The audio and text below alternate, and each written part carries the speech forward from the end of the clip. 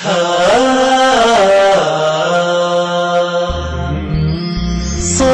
صوم صوم بشهر رمضان صوم صوم صوم صوم السلام عليكم ورحمة الله وبركاته.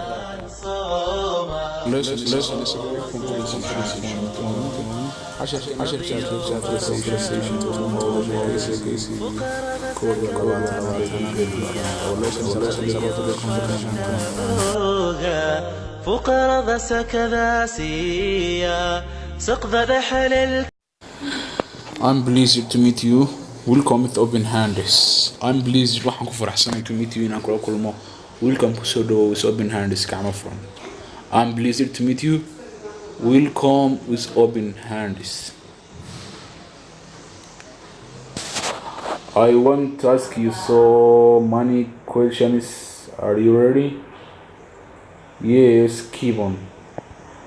I want to ask you so many questions. Are you ready? I want to ask you inaan ku weydiiyo so many questions. su'aalo fara badan. Are you ready? Diyaar ma tahay? Yes, keep on. Ha ka soco. I want to ask you so many questions. Are you ready? Yes, keep on. Yes, keep on. What is the four skills of the language? They are speaking, writing, reading, and listening. What are the maxay yihiin? What are the maxay yihiin? Four skills afarta xirfadood of the language ee luqadda. They are waxay yihiin speaking waa ku hadalka, writing waa qoritaanka, reading waa akhritaanka, listening waa dhegeysiga. And listening iyo dhegeysiga.